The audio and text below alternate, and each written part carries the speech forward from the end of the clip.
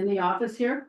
So I'm gonna call the special meeting of the Comfort Lake Forest Lake Watershed District to order and start with a roll call. Manager Loaf. I don't think I saw him. Manager Schmaltz, Here. Manager Baki, I am here. Manager Taves, I'm here. President Anderson. Here. All right, let's get right into it. The only topic tonight is the budget for 2026. It's this kickoff meeting. So, Mike isn't here, I don't believe, just yet. No. Okay, so let's start with you, Emily. You can do an introduction and what we're going to be looking at tonight and discussing. Sure. Thank you, Madam President and managers. So I've got a few introductory slides. These were posted to the board packet last week or on Monday. And so just kind of giving some introduction, and then I could share screen and go through the spreadsheet as well, and we can look at some things in more detail. But just by way of introduction, going through the slides. So just to provide some historical context, just looking at the last, 20 or so years of the district's budgeting, we've come a long way, and the district's gone through a few different periods. So kind of in those early years since establishment in 1999, it's kind of this data gathering and planning. And then there was a big levy jump in 2009, and then essentially a plateau until 2017. And this built up the fund balance, which is that blue line in the graph. And the fund balance, or we also refer to it as the reserve fund, was at its highest in 2014. And then it's kind of declined and fluctuated as the district entered the expansion and project implementation phase during that time. And so expenditures have exceeded the levy since 2014. And this gap has to be made up by other revenues such as grants or partnerships, interest. There's also loan disbursements, it turns into debt, or by tapping into the district's reserve fund. So the wider the gap between the green line and the red line, the higher demand for grants and other revenues. And you can see how those have kind of gotten further apart over time. So in the past, it was kind of this implementation. The idea was the implementation period, and then focus on the, operations and maintenance of the projects, and going into kind of an O&M phase. We know that there's also issues with climate change, and so there is a higher likelihood of flooding in the area. And so that does create a need for some more work, among other priorities that the board and the district has. And so the district's work to date has certainly improved climate resiliency in our watershed, as well as water quality. However, when we look at rainfall and flooding projections, we know that there's a need for more flood resiliency work, such as volume storage and rate control. So there's certainly more work that needs to be done in the future. I like to look at this every now and then just to kind of provide some more context of how the district has changed over the years. Someone had unearthed this in some file cleanup. And so this was just kind of a one-pager of the 2003 budget. You could see how simple it was and just the pretty short number of line items there was. And now our budget has kind of grown and evolved into this larger packet that includes, a whole wide array of programs and different types of projects and different planning efforts. And the district's really grown and expanded since that time. And so just an outline of the budget packet, those first few pages that I would recommend kind of focusing on. So we've got that summary chart, that bar chart showing expenses and then estimated revenues. The expense revenue recap page, which we expanded further this year to show each individual fund. And we can get into that in more detail later. Then the budget overview page, which shows all of the categories: admin, debt services, programs, projects, and land acquisition and management, the kind of the roll up of each of those. And then we've got a detailed page of loan repayment projections, We've got a 10-year budget projection and earned grant revenue projections. And then we get into the budget detail. So, individual line items and really more specific budgets for administration, debt services, programs, projects. Land acquisition has its own breakout there too. And then some more historical context, the last several years, last 10 years or so, of the estimated market value and the net tax capacity in the district as it compares to the levy. And then the final pages, and we don't have to include this every time, but just the last few years of this inventory that I keep of all the grants and other revenues that are going on. We keep really detailed records of all of that. And so included that in the packet too.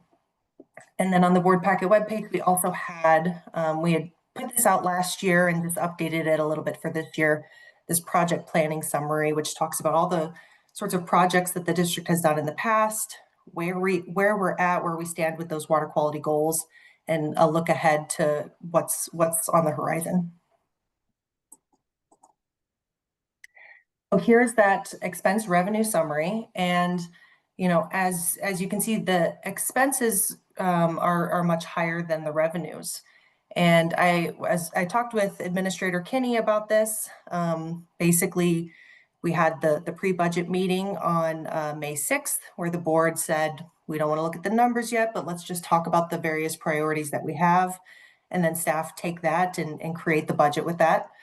And so given those priorities and also the priorities from the 10-year plan and ongoing projects and things like that, we put together this budget that's really kind of all encompassing of all these various things that are important to do and might have varying priority levels in comparison to each other.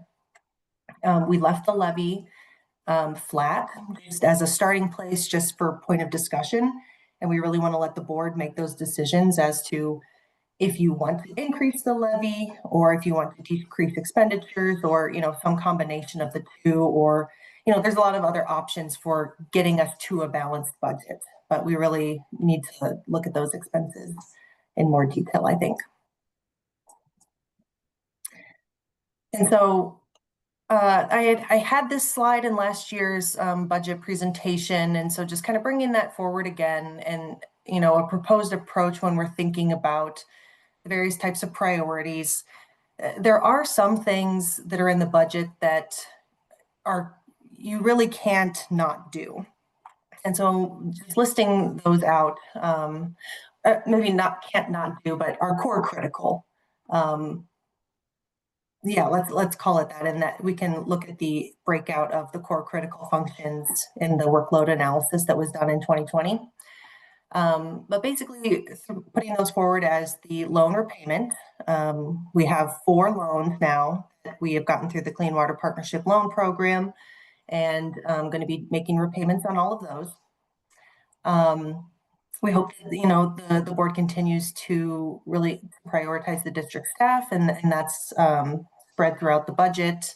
The workload analysis had called for a future condition of needing 11.5 FTEs in order to accomplish all of the things that were the goals in the plan and everything that was talked about in that workload analysis. Some degree of admin and overhead needs to occur so that there is an office space. There's board administration, professional services, permit program, legal and engineering. Some of this is covered by the permit fees, but when it's pre-permit review, or the big one is government permits, are exempt from the fees. So those are local costs that the district needs to cover. Excuse me.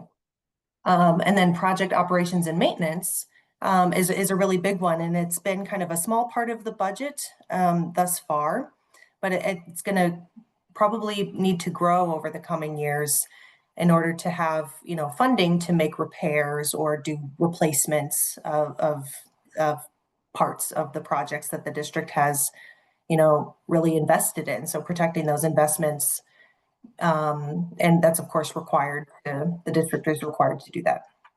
And then of course, the things that we can get grants for or work with partners or anything. We have a lot of grant seeking that is going on, and I can go into greater detail with that. But in order to expand beyond just what we could achieve only with the levy, the grant seeking is a really important aspect of that.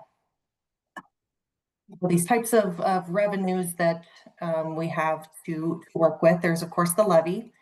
And so of course every year the board discusses how that might affect the tax impact of folks. And so discussing potential increases to offset the lack of perhaps other loan revenues, and keeping in mind the taxable market value and how that changes over time. Looking at other revenues such as interest, partners, permit fees, market value credits, donations. A lot of this can fluctuate, but we make our best estimates in here. We're maximizing interest as much as possible with First Resource Bank. And then another big bucket of revenue is the earned grant revenue in this budget. And so aggressively pursuing grants and trying to fund 100% of project and program expenses where we can.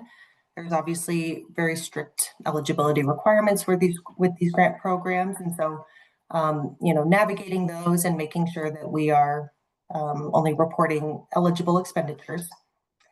And then, grants basically allow us to do more work, what is above and beyond what is covered by the levy and other stable funding sources. So in the board packet for this meeting, we had a memo that had a table of all of the items that were discussed and brought up by the board at that priorities budget workshop on May 6th. The slide shows them just very simplified. There's more detail in the board packet memo. And maybe I will just pause here and see if the board wants to discuss that before we get into really looking at the spreadsheet itself in greater detail.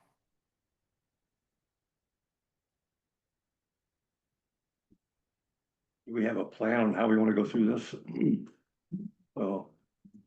Well, I mean, historically, we would go through section by section, we start with administration and not necessarily all of them in one meeting, but. Right. Well, this is meant to be an introduction kickoff. So it's important that we go through all of these higher priority identifications that have taken place. We've got that in this packet here for the board to review on their first attempt to put all those inputs together. Now, you and I were both gone for a week. I don't know when you came back, but I just came back 2 days ago. So I haven't had a time to go through this. I'm listening tonight to see if everything I thought should be included is included. So I'm not expecting us to go diving deep into this area. We need more time. All of us need more time to really look at something this extensive. So I went through it and I think came up with a couple thoughts that, Yeah. look, some stuff was maybe left out, but I don't know. I couldn't find it everywhere. So. Yeah, and I think that's fine, but that's not gonna be the only time we look at that. I'm just saying that we need to get this overview. I've got some questions about the engineers involvement in this and some other things, but I can't get down into the weeds until I've studied this more. So that's all I'm saying. I think it'd be helpful to kind of have a top-down view of how big a problem do we have. Exactly. And so I did put a summary sheet together on that, which would be maybe a framework that everybody could work from. Yeah, and so let's forth, but go through the introduction. right, process. but just this comments, I didn't see a lot of money in there for office space. Now, maybe I missed it, but right, and I didn't see a lot of money in there for Shields Lake. And only $10,000 in resiliency actual execution dollars. Is that kind of correct also? There's a lot of Yes. stuff missing, but go ahead. I can, Go ahead. so, Manager Schmaltz, and president and managers. So on the office space, that. So we currently have money for for the current rent, right? So, and if, depending on how, I mean, it would be financed either way. So the pieces right now where we're at is looking to get at least a depiction put together, right? And then pursue some potential sources, depending on, again, we're still trying to, collaborate with the Hamlin University to understand the extent and need of the education outreach arm in terms of the watershed education and research component, like what's within an hour's drive, what kind of programming occurs, what would the projected need be? So, they are experts in it. They have the Global Environmental Education Center there. So I've talked to the director about assisting. Good. So, they really put some framework on it that we can go back and look at, no different than what we hired Houston. Right. To, on the workload analysis, so, so that's in progress. So it's, one is that, from an office space standpoint, we would expect a new building to cost more than what current rent is. And then, so anything we put in there would just be a guess. Yeah, right. I was So- thinking more of actually having money to work through the architect and that kind of stuff. So maybe it's, maybe I think we had $10,000 in there from a consultant, if I recall, but, Right, and certainly that's not gonna carry you very far. Right. Okay, But, so it's, then on Shields Lake, we're not planning to do any particular, we haven't identified anything yet, so that's Right. the problem there, so in terms of like putting. so it'll just be done diagnostic work then as part of the monitoring budget? Chances are, right, that we will, our typical process is 2 years of that, diagnostic work, just to validate, unless we come up with a statistically valid, if we could close in on it quicker, because Right, when we have some ideas of where we think it is, but, and then, let's see, the third item. Let's, resiliency. as I can see, so we have the grant application in for the Sarge Sams to do that work. And so that's would be a large grant piece, and then we would look for, try to get whatever matching funds we could. So a lot of the engineering work and things could be done under the grant itself. And Okay. That's, I think, we probably, as you say, we can't get into all the details, so I We should. can't get into all the details. There's, just from my perusing this, over maybe an hour and a half or so. There are some things that aren't addressed that I saw as well. And I wanna see what is presented here, what we're working on as a basis, and let's fill it in at the next meeting. Everybody will have an opportunity to see it again, those that have already read it, and then have a more comprehensive discussion about these things that we feel are missing. Okay, go ahead. Emily. Proceed. I was thinking we would start to get into a little bit greater detail. So the memo included this table, and it took the topics that were mentioned at the last meeting and talked about where they were in the budget. And so I'd be happy to go through each of these, if you guys would like, or if there were specific questions when you all reviewed the table. Well, I think this is an important one for you to go through with us, so that each person that contributed can identify whether their topic is covered or not.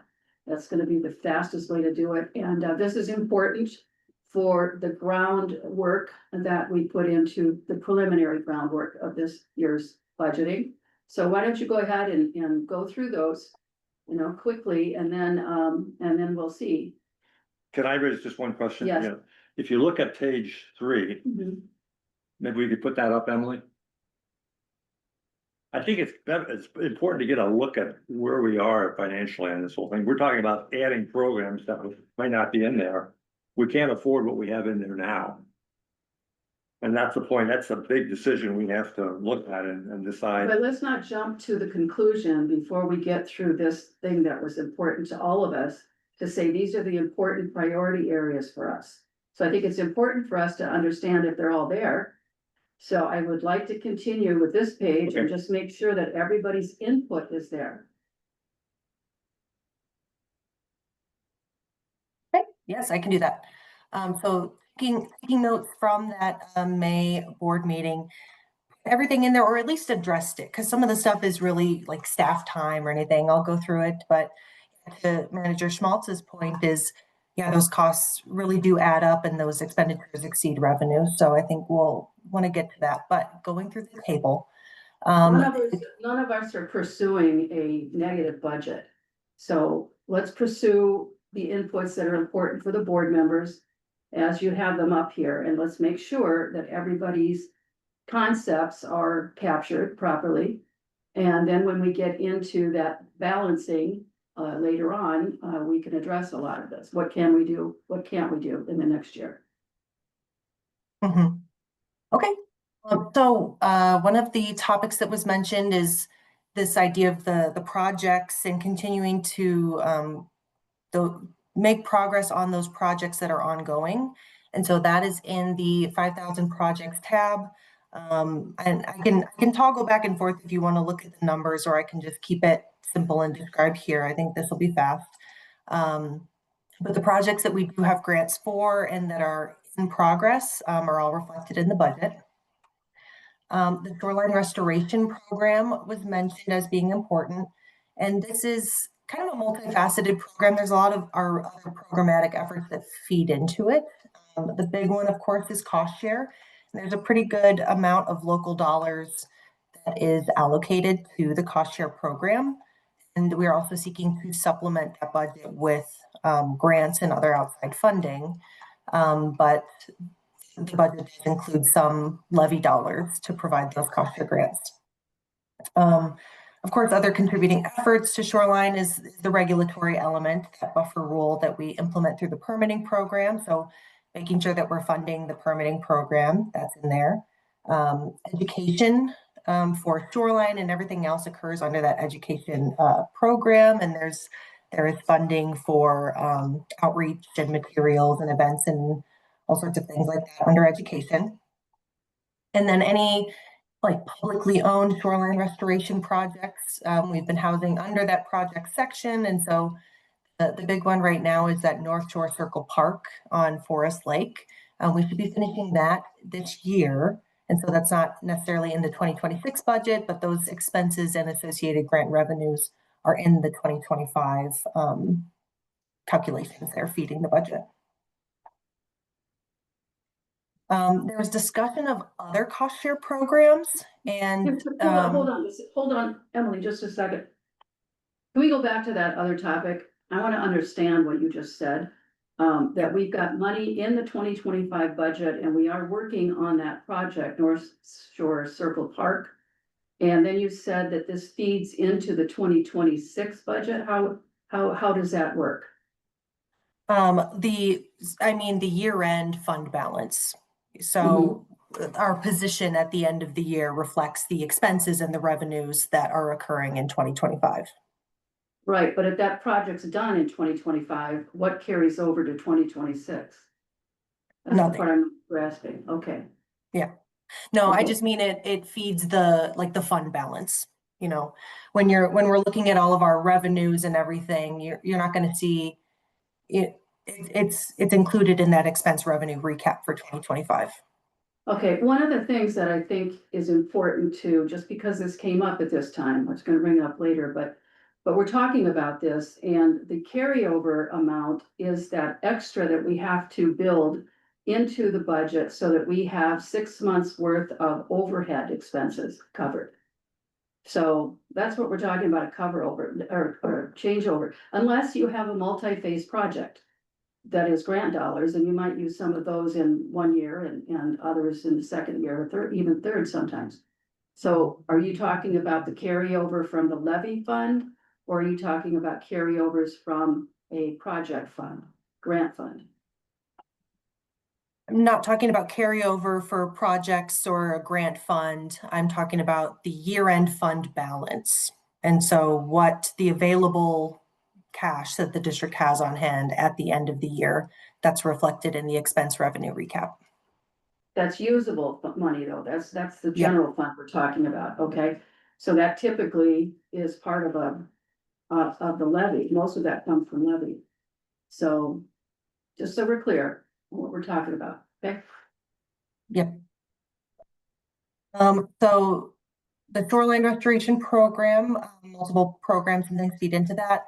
It was mentioned at the May workshop about other cost share programs and to cut programs which haven't been utilized in the past, or I think the word was things that haven't been working for us.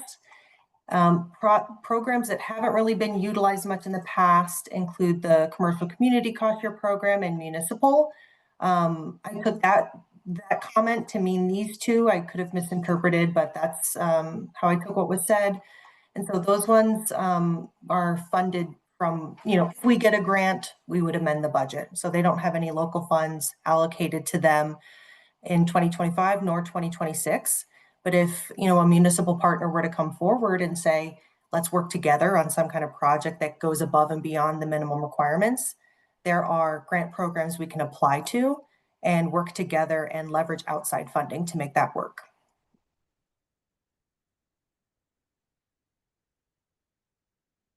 Flood resiliency. So the way that I was kind of categorizing things in the budget, and Steve brought this up, the program 3013 had the flood vulnerability study in it. And we are basically finishing that effort in 2025 with the conclusion of the flood resiliency action plan. That's EOR's got that in progress right now, and we should be getting that pretty soon. And then once we get through with that sort of planning effort, there'll be some more coordination with partners and everything to distribute it. But then we'll essentially be moving into that project area. And so then we'll be looking at the projects category, whether that's floodplain or the land acquisition and management. And so we have some grant applications in progress that we've submitted and also identified. Once we have the projects identified that we can go to, and then we can ideally apply for a grant and then be able to cover all of the design and engineering and everything with that grant. I see, I'm going to admit Chris Loth from the waiting room. Tori, will you make him co-host? That's okay. Yeah. It was just popped up. Yeah, so funding as much of those projects, those flood mitigation projects from grants as possible. And we've got some identified in that grant revenue tab. It's kind of dovetails, and there's certainly overlap with when we talk about greenbelt and open space.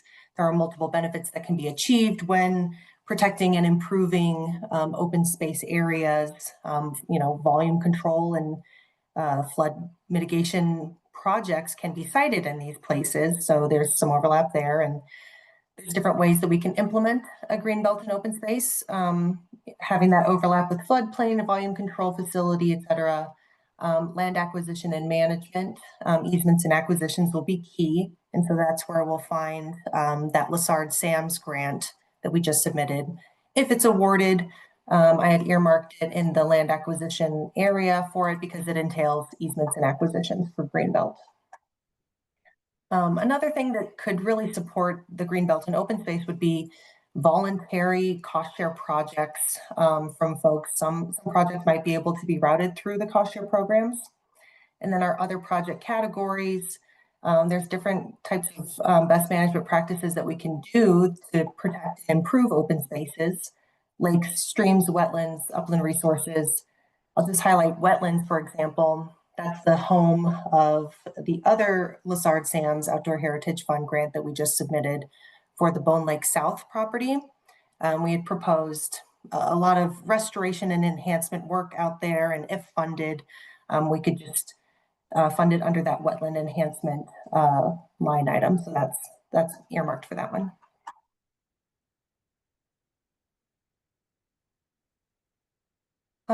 Office space. So yeah, there's no big chunk of money for construction of an office space or anything like that. Right now, it's really just in, the staff time of Administrator Kinney's time. And then there is funding for a building architect in this administration professional services category. We've got kind of this general consultant / professional services line item that we've always had in the budget, and historically that's been the home of the district's HR consultant. But we can use that same account code for other professional services, and the board had budgeted for a HR building consultant under that one last year, and so we have some funding under that in 2026 as well. I think that's the right place for it, because we aren't ready to do anything with the building right now, and we would probably fund that in a totally different way. Either through a mortgage or some kind of a bond. We can do bonding for that kind of once in a while, or once in a lifetime even, kind of purchase. And it stretches out over more like mortgage terms, 20 or 30 years. So I think that's appropriate. There is still another offering that we've discussed, not deeply, but we need to look at it again, and that is having a commercial person buy the land, build, and then we just do a long-term lease. And so there's no expenditure by the public, there's no public hearings that are required. It's a much more streamlined process. So we've got several options that we still need to review. So I think that's a good spot for whatever this upfront cost is. Okay, go on, please. Okay, moving on, we've got the Shields Lake investigation in 2025. Right now, that's happening under the monitoring program and also with staff time. And then, like Mike said earlier, once we identify some kind of action to be taken, if anything, then we could apply for grants, and then either dedicate some local funds to the match, or we're already dedicating a good chunk of the budget to staff time, and so leveraging that staff time as the match for grants whenever we can. If we can hit that 10% match with the staff time, that's a great way to do it. If we can leverage multiple overlapping grants so that the staff time is covered by grants, then we'll absolutely do that too. You kind of have to go at different levels, local, state, or federal, and I'm having conversations with different grant contacts at the federal level, and it's no surprise that there's some uncertainty with some of the federal grants right now, but we're looking into those and leveraging those when we can. The district rules are, of course, very important. Right now, and at the May meeting, there was talk of the cost benefit calculation in partnership with the University of Minnesota, so that is ongoing. And then we are due for a 5-year rule review. And so there's $60,000 of consultant time currently in that draft budget to help with a rule review and rule revision process. And there's a number of things sort of earmarked of rule revisions that the district might want to consider. And it would be an undertaking, and we would want to have, a lot of public involvement and communication with partners and everything through that process. Pizza Pub / Willow Point was mentioned at the May workshop. As of now, that's really just in staff time. There's been correspondence between staff and the Forest Lake Association, and staff has provided, the district has provided some information, which has been forwarded to that landowner. My understanding is that there is no, commitment to a project at this time. And in fact, some shoreline vegetation was removed. And so there's some uncertainty as to what a project might be, but we are, coordinating. And that's another one where if there is a project that the landowner would be willing to do, there are some grant sources that we could apply to for that. And just a aside to this, I was able to speak to the DNR person in charge of that area today. And I was going to put it on the budget, on the agenda for the next meeting, which is just coming up here next week. And so I'll debrief all of this with Mike tomorrow probably, so that he's got an understanding of what came out of that meeting. Pretty encouraging, yes. Madam President, managers, I did have a conversation with Jerry Brentner today He was able to meet along with the Horse Lake Association president with the new owner and his wife, so. And they spent like an hour and they said it was a very, very positive meeting, so. He apologized for missing past meetings, but. He's just a busy person with his other. So Jerry, I thought it was gonna be Chris and Blake Roberts. Correct, it was Christian, like Roberts, right? Okay. Jerry just reported back, so, I was gonna ask, I hadn't seen anything written up on it, I was wondering what happened. yeah. I thought no news is bad news probably, but maybe not. Oh, wow. No news is good, news, right? That's what we, so. Nobody wants to tell they got pushed around again for another meeting, but that's Yeah, good. no, Good. it was- That's yeah. good. We'll do an update at the next. Yeah. Regular meeting, right? Yeah. On that topic. Mhm, sure. Okay. I'm sure, yes. Okay. It was mentioned at the May workshop that the general fund balance was important, and so I expanded that expense revenue recap to show. So there's different funds that we have. We've got the general fund, the debt service fund, and then the implementation fund. And so having a breakout for all three of those, and then plus a total at the bottom, a wrap up there. So seeing that fund balance for each of them at the end. And that's a level of detail that we have. For that area also, when you're doing dedicated funds like that, you need to include that dedicated fund for the urban stormwater fund, basically, that when people can't, or business owners can't contain the water on their own property, they put money into this dedicated fund.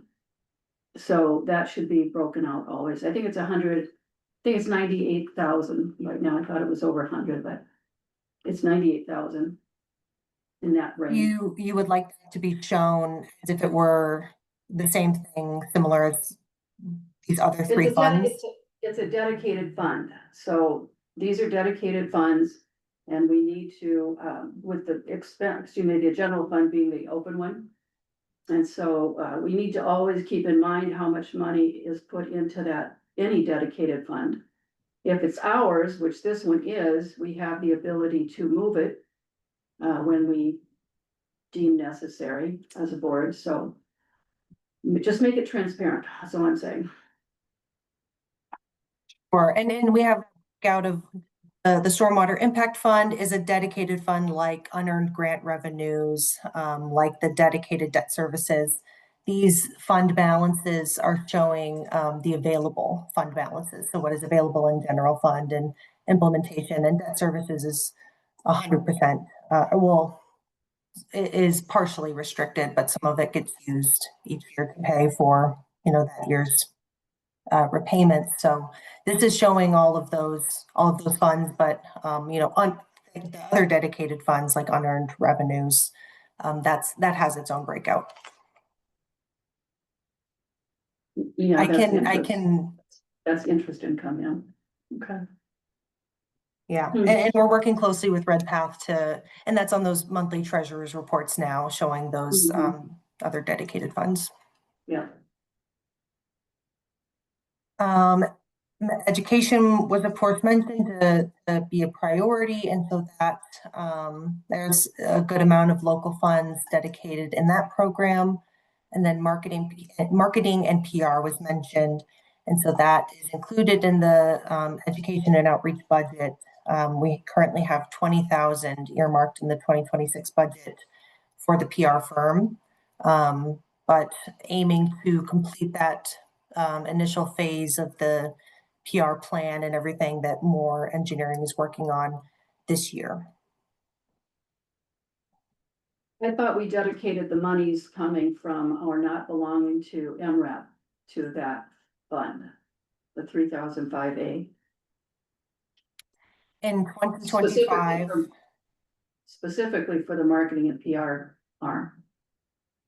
Yep, in 2025, that went to marketing and PR. We had budgeted a smaller amount for MREP because back when we were doing the 2025 budgeting process, we were saying how, yeah, we might not re-up with MREP, but there was discussion about like asking for a lower dues amount. And so we had actually budgeted about 14,000 for MREP in the 2025 budget. And so that got reallocated to PR. And then we also were able to get a grant for that shoreline outreach resiliency work. And so that's supplementing that budget as well. Okay, thank you. And then some other items that were mentioned at the end is, of course, keeping in mind that loan repayment. And so we have some dedicated funds built up to help us repay those loans. And so I tried to break it out in a slightly different way this year to hopefully make it easier to understand on the expense side of, in this scenario, in 2026, 400,000 of the levy is going to loan repayment, but the loan repayment is actually 514,000. So we only need to use 400,000 of this year's levy because we're going to take the other 114,000 out of that savings account, just so that loan levy doesn't need to be quite as high. And that's that loan repayment projections detail tab on the budget that goes in detail of how those are being calculated and what that dedicated fund balance is, and then how it'll kind of we'll chip away at it over the next few years to use it for those repayments.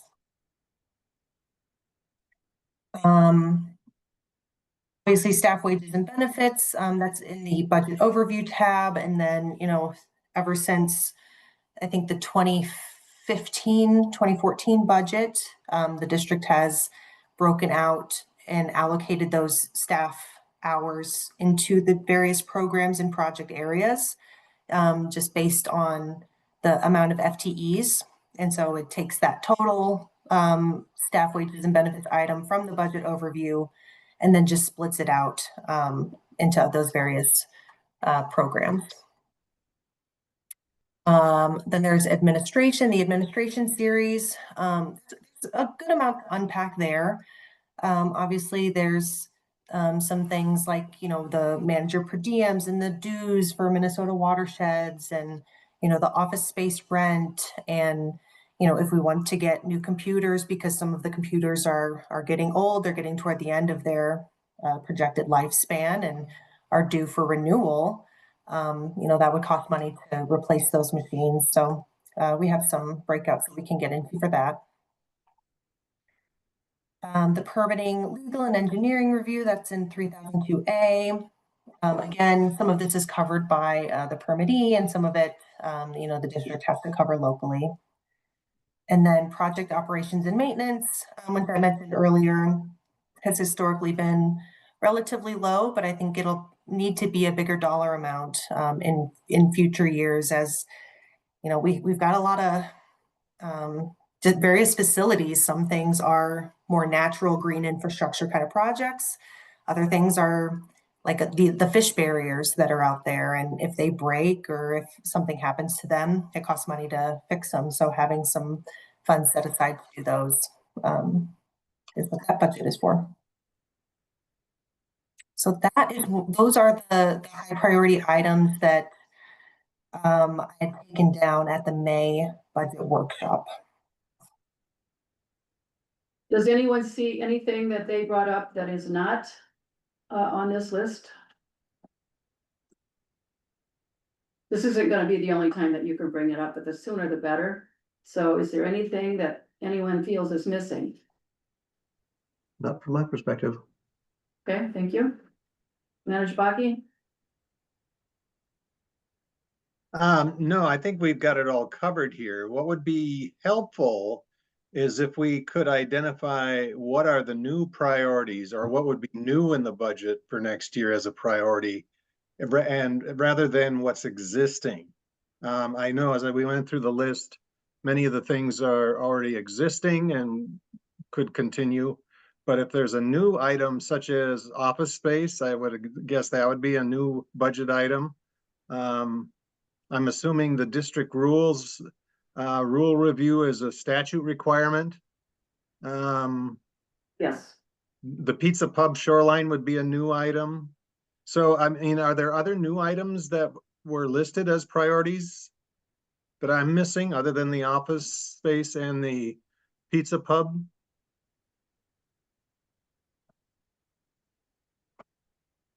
I would say a lot of this is, it changes from year to year, and so there are some kind of newer elements, but a lot of the things we've already been laying the groundwork on, and they're not brand new things happening next year. Such as, the Shield Lake investigation might be considered a new item, but, we've been doing projects out there. The monitoring program, certainly isn't new. We've been doing the shoreline program for a couple of years now. We've been working towards resiliency and greenbelt. So this stuff, it feels kind of new, but we've been working toward it for the last few years, so I don't know if I'd categorize it as new. Thank you. Hey, Manager Lowe, anything for you? No, I'm good, thanks. Thank you. I'm fine. Okay, all right, very good. All right, let's move on to your next overview. So I think we would kind of get into a little bit of what Steve was talking about, and that is starting to look at this expense revenue summary chart. Obviously the budgeted expenses, which includes all of those items that we went through in that memo, plus other things from the watershed management plan. Things that weren't mentioned but are clearly a priority, such as aquatic invasive species management. And so we could, go through one at a time, admin, debt services program projects, and really just get a more detailed sense of all of those things. And then really understand what all is in this, and if there are any cuts that we can make. And, staff has sat down and kind of looked at some of these, and there are some we could take if we wanted to go that direction of still trying to accomplish as much as we can, but at a lower cost, trying to achieve some efficiencies, or looking at the revenue side of things. So happy to go whatever direction the board is ready for, if we want to do a deeper dive into these expenses or start talking about the revenue side. Well, I think when we met as the board last time, we wanted to make sure that our existing programs were continuing. So we didn't spend a lot of time on that because those are tried and true programs.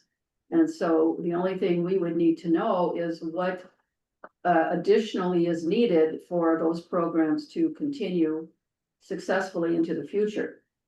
Is it staff? Is it new equipment? As you mentioned, new computers? What would be required to make sure those programs are healthy and continue to provide the results that they've been returning for us? Revenue. Okay, That's what we're lacking. for those programs? Is it tied to people? You need more people? You need updated equipment? It's tied to, the expenses themselves.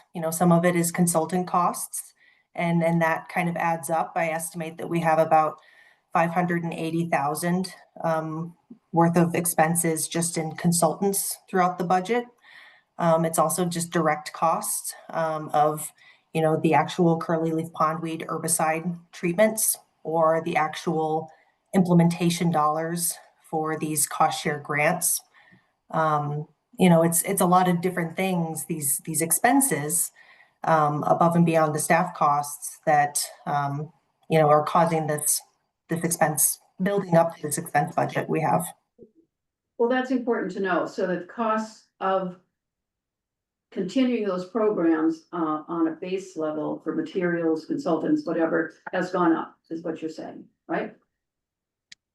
The costs are going up, and just we've expanded into so many other things that there's always more. We used to have lower budgets for things like the cost share program or the education and outreach program, and those have been a priority. And so in order to expand that, in order to do more outreach events, in order to provide more cost share grants for shoreline restorations, those expenditures need to go up. Okay, well, that's good. I mean, that's what we need to know as a board, is what's driving those costs. Did you have anything in the project area you wanted to share? What's causing, or administration that's causing those? Well, I increases? think we can get at what you're trying to get at, Manager Yeah. Anderson, by looking at page 3. Okay, And then, so I would suggest we put page 3 up, Emily. Page Which is 3 an of the overview. budget packet. Yeah, Well, that is the expense revenue recap. right. And this is what you were talking about before, you know, we have a couple options here. Can everybody see that? I'm not sure. Okay, Is that better? yeah, I think the most important part is that you look at down at the bottom, we're gonna be short about $742,000. And we've got most of our programs in there, we've got growth on the programs, et cetera, so. We've got 742,000 we have to get out to get balanced, and so, we're come close to that. And it's important to understand 2 things, one is what's causing that deficit. And then secondly, what, as Manager Anderson was suggesting, you know, where are the programs, where are we spending extra money and so forth that we may have to cut back on and so forth, so. If you look at. All right, one moment.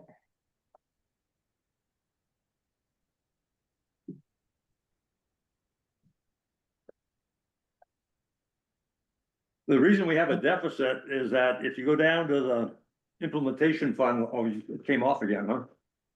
Yeah, sorry, one moment. I'll get it pulled back up here.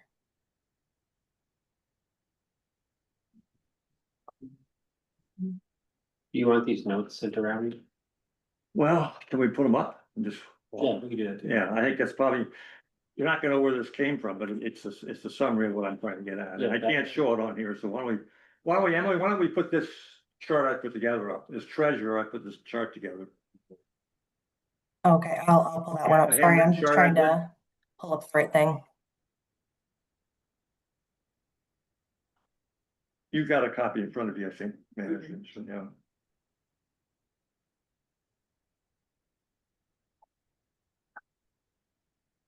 Are you able to see that your notes, Steve? Yeah, if you can raise it a little, maybe make it a little bit bigger, is that possible or not? Okay, that's good. So what I went through here is I looked at, you know, what is our revenue challenges and where are our cost issues that we have to look at. So if you look at the major impacts on the 2026 loss of $725,000 is roughly what we have to find. There's 2 things that cause that. One is that if you notice, this is the first year we don't have a loan. So we're missing $500,000 from last year on the loan that we're not getting this year.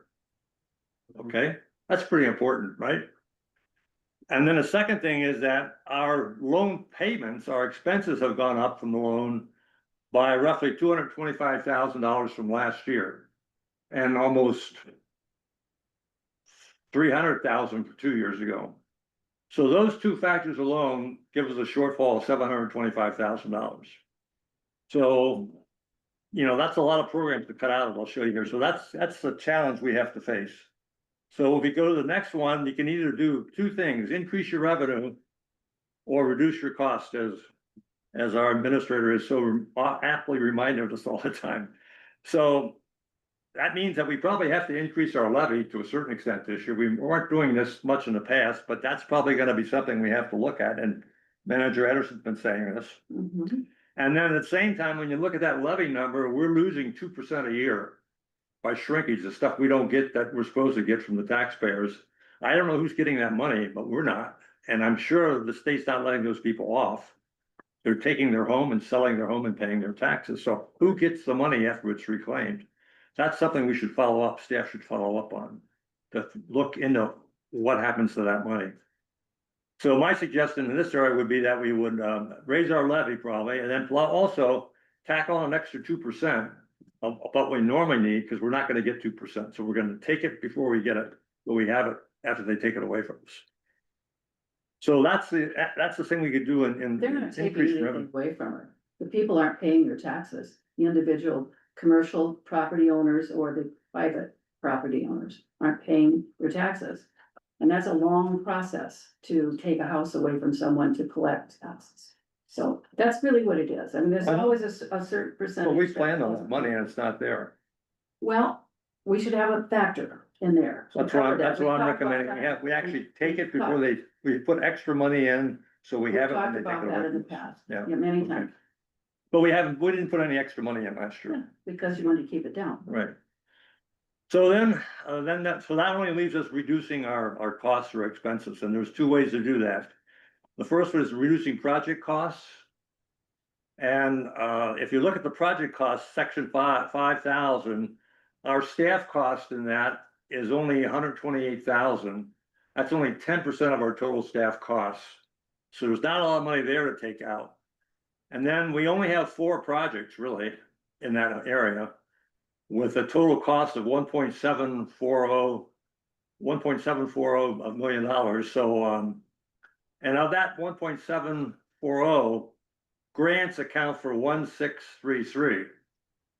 And so there's really only about a little over $100,000 that you could reduce your costs. If you canceled your iron sand filter, we only save $100,000 in operating costs.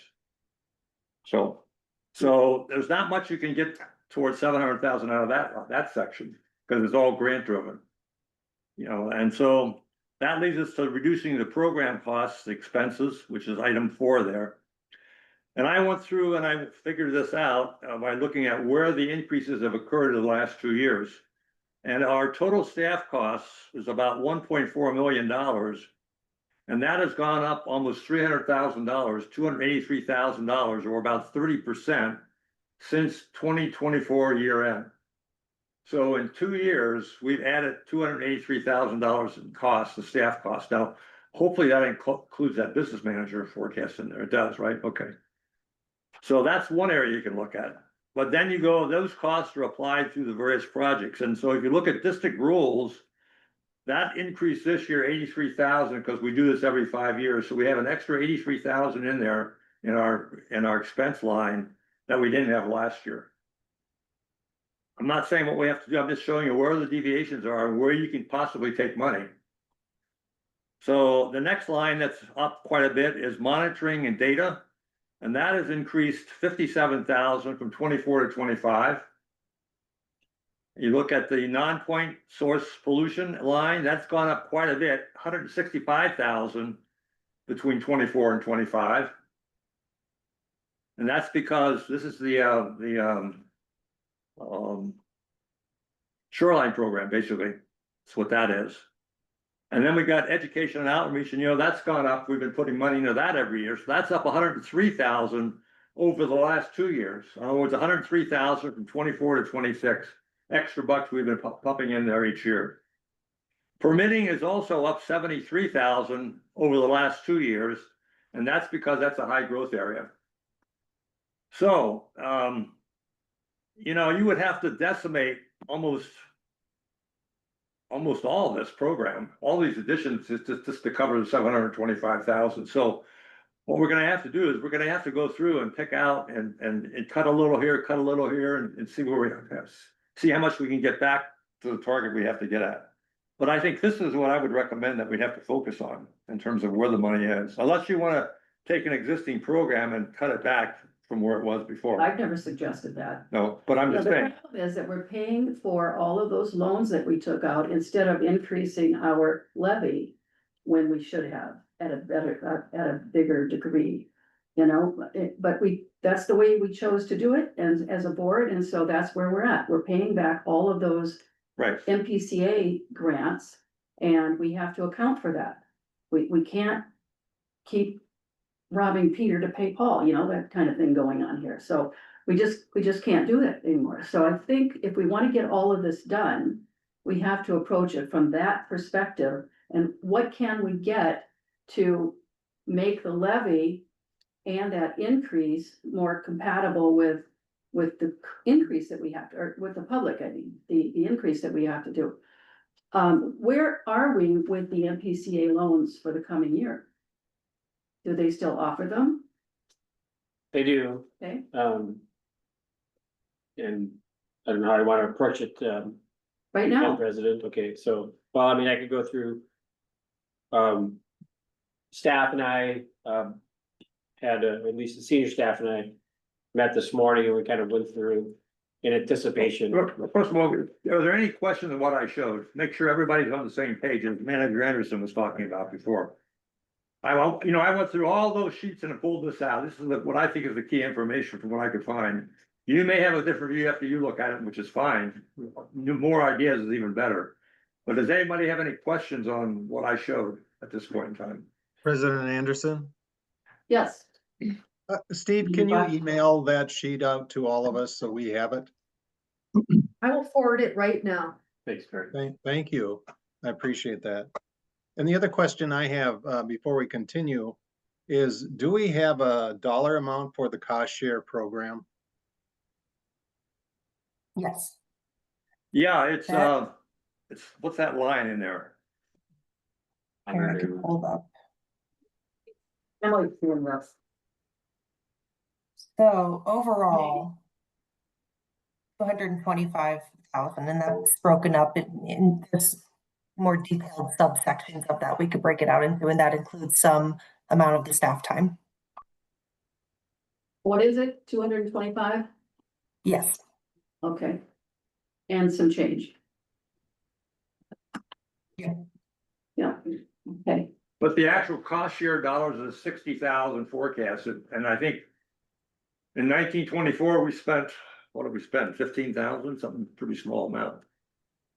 I can't recall, but it's in the budget sheet, you can look at it, In 2024, yeah. year end spend. and that includes the staff. If we want it broken out here, I can pull that up. We can kind of start getting into the more detailed ones here. Right, but this year we'll have more because we have a grant. It'll drive it quite a bit of additional work, this year in 2025. correct? Okay.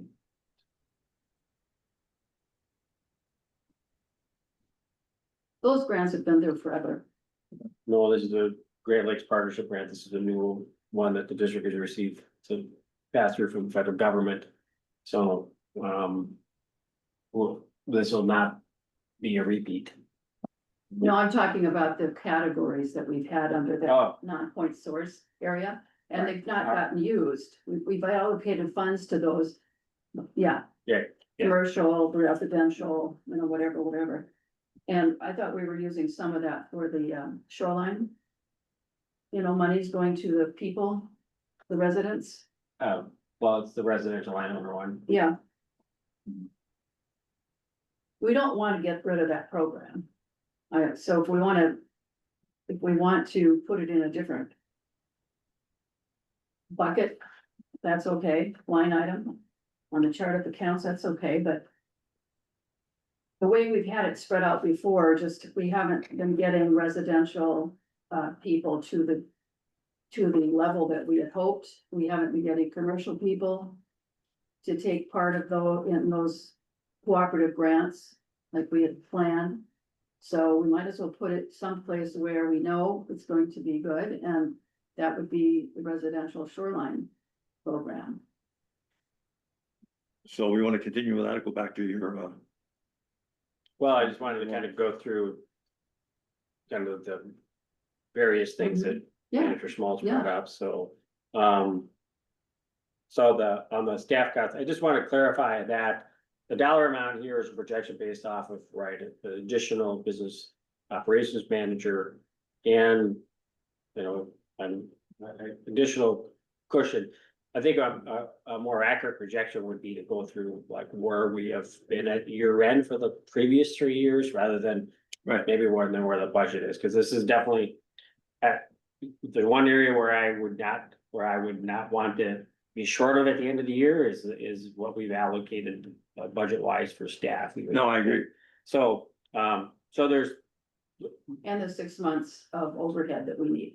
correct, so, so kind of going through that, true on the rules, right, and so one of the things is, I asked, Mike Sandiger as our permit coordinator, what, the rule revision process would look very similar to the previous one. He was not here, but we have all the material from that prior process. So we know We would still be using EOR, a lot of similar documents, a lot of, and like, you can go and ask. We have our table of how all of our partners, you know, what their rules encompass. And from a professional development standpoint, it would be good for Mike Standiger to reach out and say, has any of this changed? Okay, if it has, and he can modify that spreadsheet.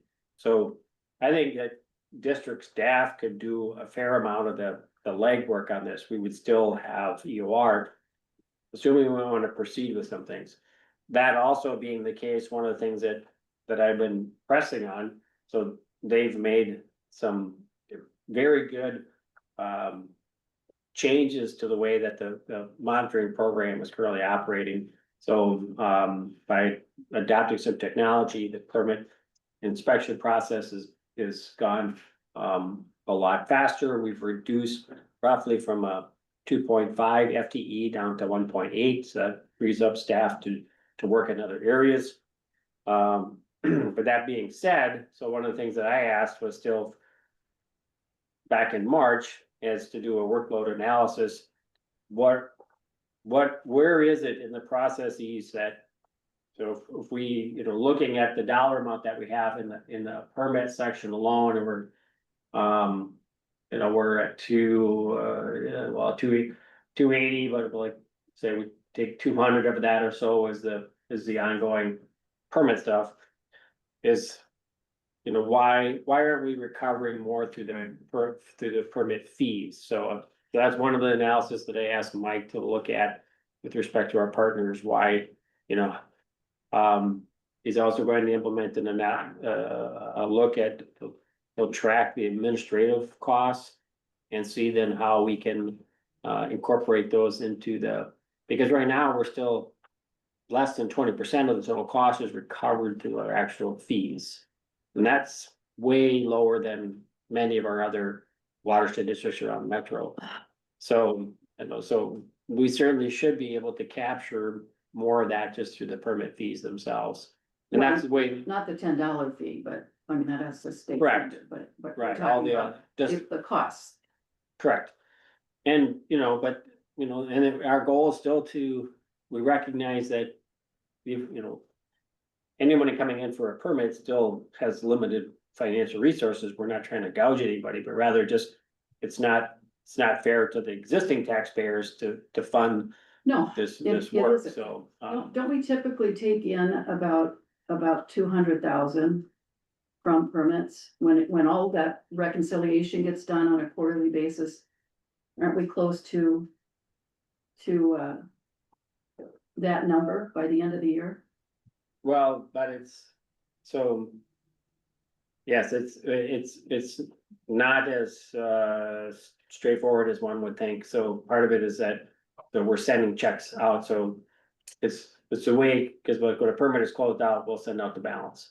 So, well, 59,000 the last check I sent out For what? per minute. Last week. That you signed? for me to Transfer. send? No, that I authorized transfer. Oh, those. transfer, okay, Yeah. the reconciliation Right. transfer, okay. Right. right, so, but it's not like that's 69,000 that we're recovering. Some of the good share of that dollar, so then goes back. We cut checks when the permit's closed, if there's a balance. So we'd have to, But that's not part of the reconciliation, like, that can't be, because that's what we're taking out of the, savings account and moving to general fund. correct, But, so we're not accounting for the checks that we sign through the general fund back to the people? Is that what you're saying? We're giving him Well- too big of a refund. Well, there's not really any way to do that, honestly, but I think what he's talking about is a bookkeeping thing. Is that you reconcile all of that, and then when we move it to the general fund, the checks are written off of that, correct. okay? Yes, you're right, it's a bookkeeping thing, so, but so we'll present back to the board a more accurate picture of what our recovery is through the fee process. Yeah, So that's something that really should change, so you know, staff has done a good job in terms of just cutting costs, but it's not on the recovery side, it's still not. Where I think it should be, and also just let's see how everyone else is doing it. Mhm. So, and, so while, so back to then the rule revision, we can. In that process of asking like, where are they with their rules? Because everybody is, just like every municipality, city has different rules. How, we could also ask, how do they, how are things being funded? Mhm. So, just from that perspective. So, You're right, though, it should pay for itself. If people coming in to do developments or build houses or whatever it is, their fee should be equal to the cost of whatever that project is. mhm. So the President public Anderson, should be paying for that. I'm sorry? President, I asked for President Anderson if I could ask a question. Sure, go ahead. When we were recently talking about permitting, can someone refresh my memory on maybe a way that those that were seeking a permit could kind of work the system in their favor to get work from us without paying for it? Does that ring a bell? Yes, yeah, the pre-permitting process is we don't charge for. So some have figured out that if the more they can have their engineer work with our engineer and staff to get questions answered before they actually submit for a permit, and a permit number is when, that's when you trigger then the charges. So some people have figured that out.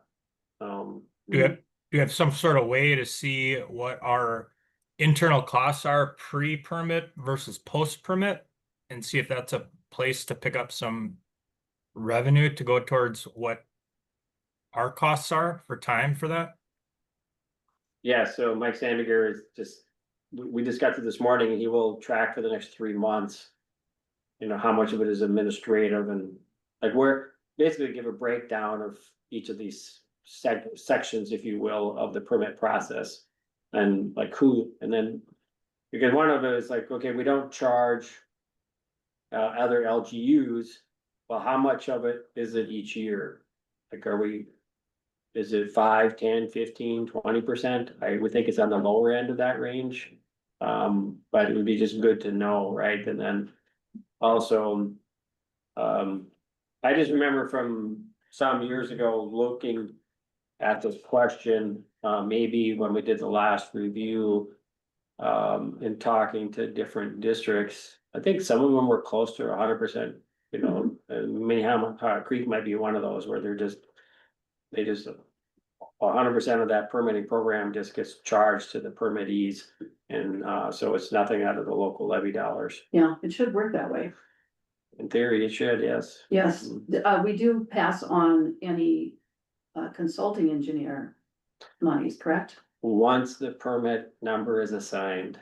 Okay. So that's where I think Manager Loth was just asking that they've somewhat have figured out how to game it, but so there's some nuances. Would have to work with council on how some entities are able to charge presumably, and maybe part of it is just like, as soon as they talk to us, Mhm. we issue a permit.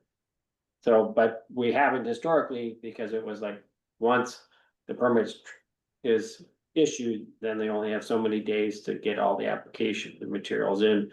Before they would have to start over. But so there's some other administrative things that I think that we could do to allow more time, but also then initiate the process. So then whatever questions or time is spent administratively, because Mhm. it still is.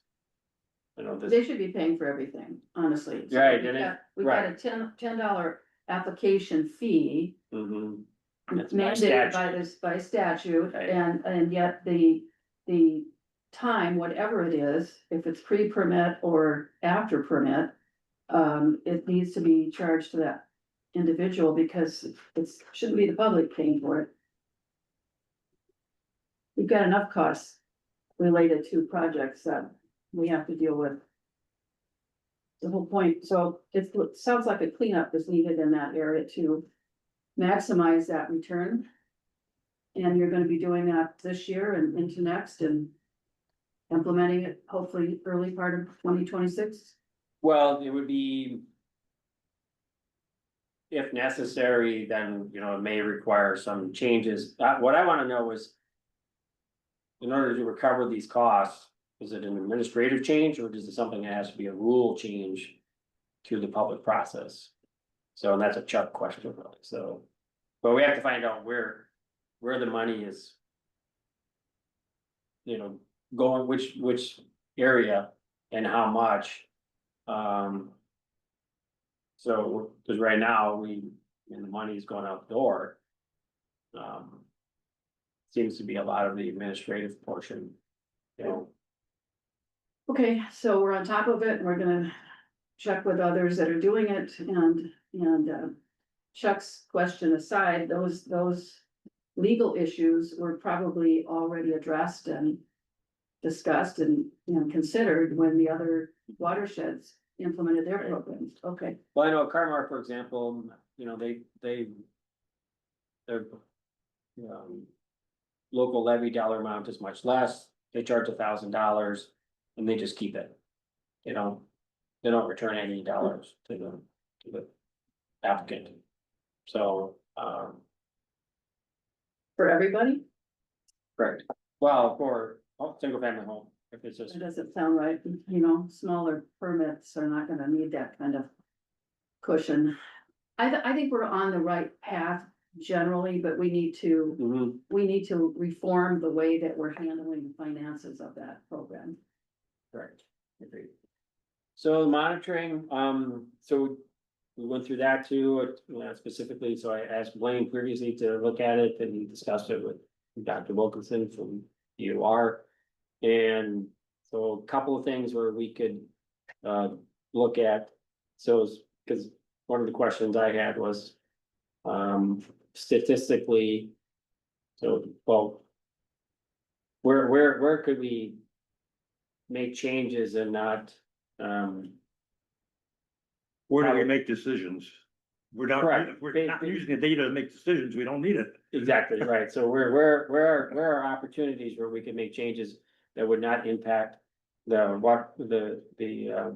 watershed management component, so. The one that really kind of pops out is the use of the ISCO for the stream section, we have. A very good volume of data, we understand that. We could go to an every other year component of that. If those FISCO units are very expensive, it's like that one up on the shelf. The larger gray one there, so, they're the only game in town, so they know it. All the parts are, and they have new units. And they're extremely expensive to own and operate, so, but they're the best in the business and we're the only one, so. But if we would extend the life of those units if we use them on an every other year basis as well. Cause right now, some of the parts we even have to go to eBay to acquire, so. Don't our engineers have this kind of equipment? They do, they're just I mean, but it's the same cost, Mhm. they're just passing it on to us, it doesn't have an impact, so that would be about a $40,000 savings, and we think, you know, from a management side. We could live without that expense, How often do streams have to be monitored? Just when you're in the stage of that deep dive, when you're doing sub watersheds, or what? no, that's not even this, it's a bunch of diagnostic, that's, you know, we would wanna continue to do that work. This is just a kind of a legacy activity that we've been doing, there's no requirement for it, district has just been doing it to better understand. But like I said, statistically, we have a very solid data set of what's going on. And if we did like an every other year in different areas, then, it would be just sort of a check-in and just adding to the long-term data set, but there's no requirement for it. Doesn't really change our management. You know, maybe one example is if we are able to actually do something in that section between School Lake and Little Comfort, for example. And we wanted to then see, did that make a difference? then we would, that would be appropriate to go back and do that maybe for a couple of subsequent years. But right now, there are plenty of data that shows that we have this ongoing issue. Doing another year's worth doesn't tell us anything Mhm. different. Mhm. So, so that's where, that's one area. Well, that's what I'm getting at, is why don't we just use our engineers, let them worry about the equipment piece and bring it out when we need it? It might be every 5 years, Well, that's, you know? yes, that's a decision that we would, we would wanna. Consider each year as we develop that monitoring plan for this, Mhm. for the following year.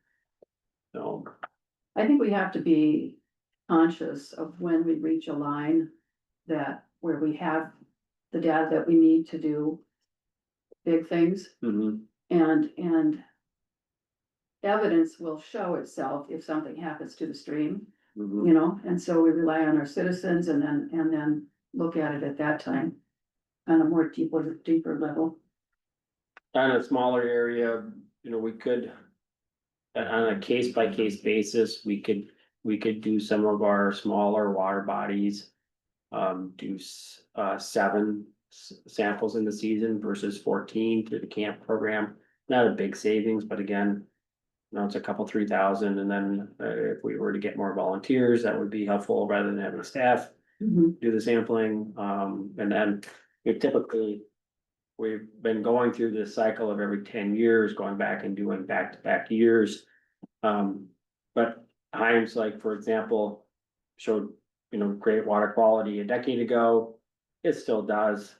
We don't really need to do 2 years in a row because we've already reaffirmed that there's nothing has Mhm. changed in that particular lake. So there's small adjustments like that we can make for some additional savings, but it wouldn't be necessarily very big, but it starts getting us close to the 57,000 that Manager Smalls had noted here. Well, 9 points, Well, that's if we stay at the same budget level. He's working from right, this preliminary budget scenario. Is that something that you can discuss or have the engineers come to? They're always at our meetings, but be prepared to talk about some type of change in how frequently we do our testing. sure. Okay. Okay. And with costs reductions. Okay. Mhm. I think that would be helpful. As long as we're not damaging the integrity of our data. Mhm.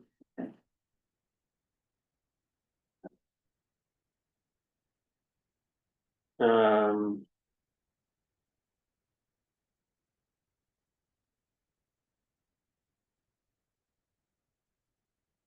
So the next one, the non-point source pollution up, right, so that. Part of it is that we have the grant dollars, in that, and so the other is that we've changed our program. We used to offer just those mini grants that were $500, now we're at $8,000. Right. So on something that's bigger one, so that's, we also have. Just some other program areas that we're doing, you and 8,000 and down. We've added the. Property tax. Payment. For those that are, that have a high quality, well, that's not a. Huge component at this point, but it is an additional amount there. So. So that's one factor, then in that number also was the grant dollars that we received, and then we'll go out for different projects, so. But there certainly was an increase, in part because of the deliberate activity of increasing our shoreline restoration work, so. And we would certainly expect that in 2025 to. Well, I guess it's what is our goal, and then what does the future, one of the things is looking at. Either the so it's the same money coming out of the LaSarge Sam South Dakota Heritage Fund, either a larger grant. For that work, either in partnership with the Lower St. Croix or the district on its own. But also clean, the DNR has some similar funds, the partnership loan, and that could be used for easement acquisitions. As well as similar to like the Bone Lake South piece.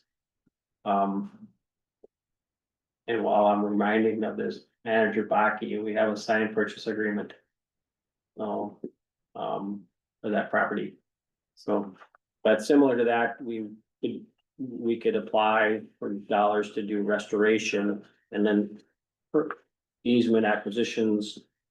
Along with easement maintenance dollars, and my recommendation, based off of discussion with them, let's our Sam's staff, is that those would be held by by Bowser and not by the district. So, you know, that's an area that we want to, it might be a good option for the Little Point, for example. Education outreach, they're mostly just because district has ramped it up, right? We now have a full-time person in that area. And so there's a case that we really need to look at, how do we increase revenue? Because we're not gonna necessarily cut costs. All the stuff that's been done out there that we could just piggyback on, I don't know, I mean, there's so. Well, Why yes, reinvent but the I'm wheel? talking about Yeah. staff costs. No, I right? know, So, no, you know, that's the priority for us, yeah. I agree. right, so yes, there are, and And it's part of the office program too. We have to get our picture out there. yes, so, but I noted today that, one of the things was, that on the education side, is that the Lower St. Croix has a shoreline program. So in terms of developing the materials, you know, there is the possibility of working with them. They've already done the videos. Right, so right, so yeah, asking the question, what else are we gonna get from more from the We consultant? can use their videos. Mhm. But anyway, Right, so then the permitting, we've already talked about that, as well. so you got a good start on a lot of this already. That's good. And then, you know, not all of it has to be reduced either. Like we say, if it's a priority program, we have to keep what we put in there. So we gotta figure out some other way to get the money. Emily, I just noticed too, that I just noticed this something else here. There's $285,000 of unearned grants, uncertain grants that we included in past years, but we're not including in this year. Can you tell us a little bit more about those grants? Are those costs in the budget already or not? Do you know? You're looking at the expense revenue recap, 285,000 in uncertain grants for 2026. Yeah, it says 285,000 on my sheet. Yep. It's going to be on the earned grant revenue tab. There are currently 4 grants that are pending, and if they were awarded, I think some of them could be implemented a little bit this year, a little bit next year, possibly 285,000 spending in 2026 if all of those grants were fully funded. But the spending doesn't go in until we get the grant money, that's correct? So there's nothing in there right now. So if we just included the revenue, that would be not very smart, so that's why they're not included in included. total. Yeah, okay.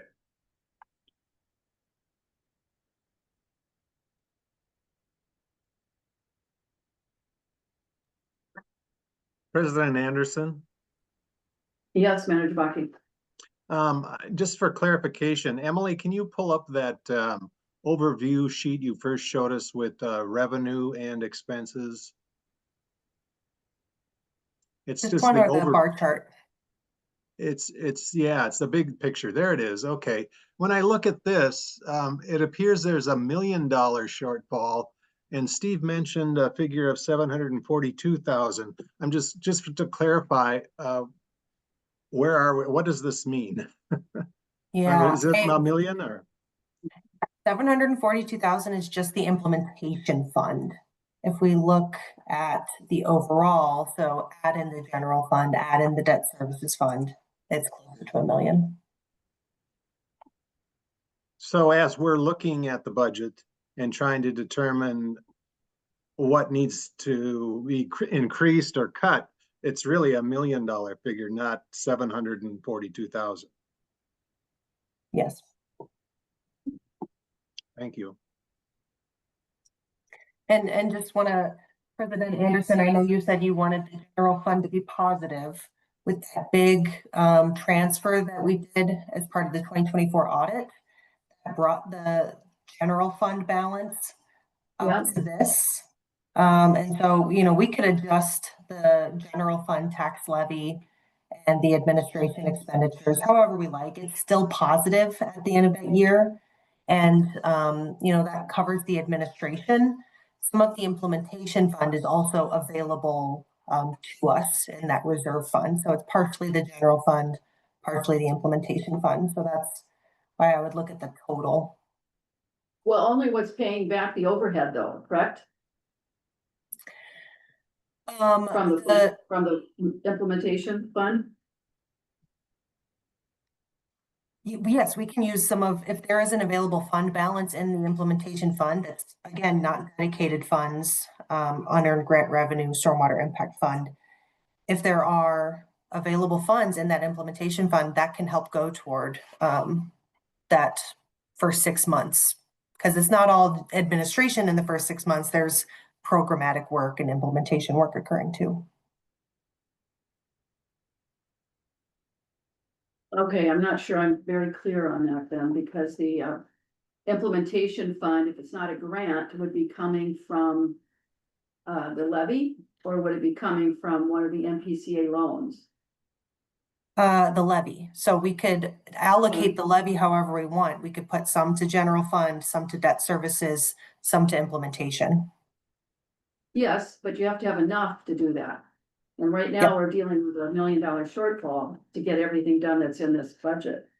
So that's really the issue, always the issue. What is available from the MPCA? I don't think that question was ever answered for 2026. Do they have their grant programs out to the public? They have several programs that are available and that we are tapping into. As far as the Clean Water Partnership loan, that is the debt. That is still available at a 1.5% interest rate on a 7-year repayment schedule. The district could take on more debt if it wanted to. I would just recommend really looking closely at these repayment projections and kind of looking at how big those repayments get.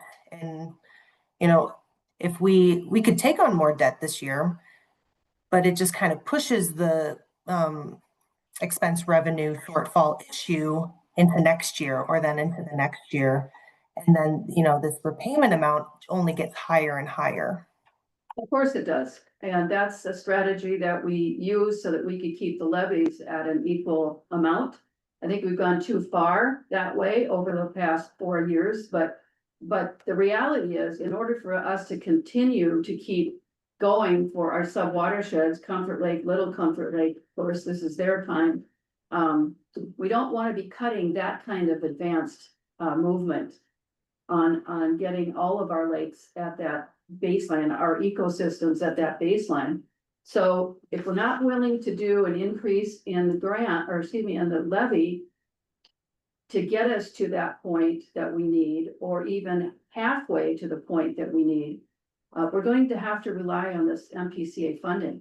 1.5% is not a lot to worry about if it gives you access to get your projects done sooner.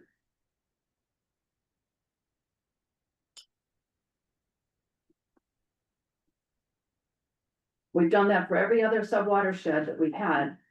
And there's no justification for not allowing Comfort Lake and Little Comfort to proceed on that schedule.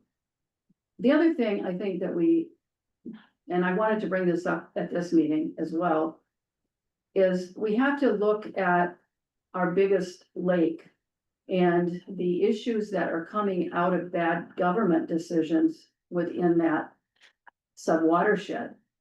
And if we're not going to get the cooperation out of the city that we need, and we're always going to have these issues that pop up because of some bad decisions or judgments that they've made, then maybe we should start looking at a district level uh, tax above what we need for the other sub-watersheds. We are allowed to do that.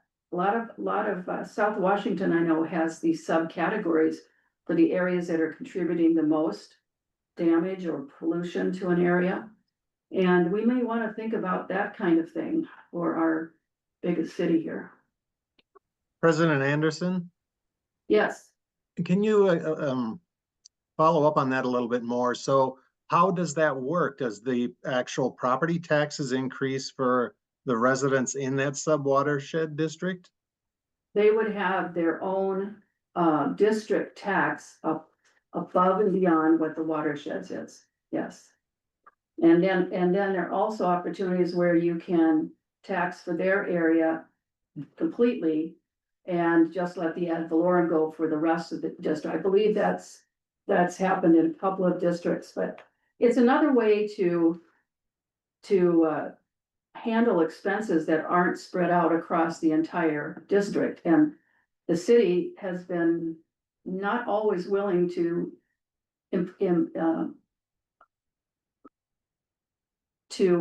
what's the word I want? To engage the public at the level that their ordinances require. So we've got good ordinances on the books, but we don't have enforcement, particularly in Forest Lake, which is causing damage to the lake. They're not cleaning up. They're allowing too many trees to be cut. They're allowing too much natural plant life to go by the wayside. And so we're having to come up and clean all this mess up. And maybe we should be thinking, I'm not suggesting that we do it right now. I'm suggesting another alternative that might help relieve some of that stress on the budget for the district and put it where it belongs, which is with the city.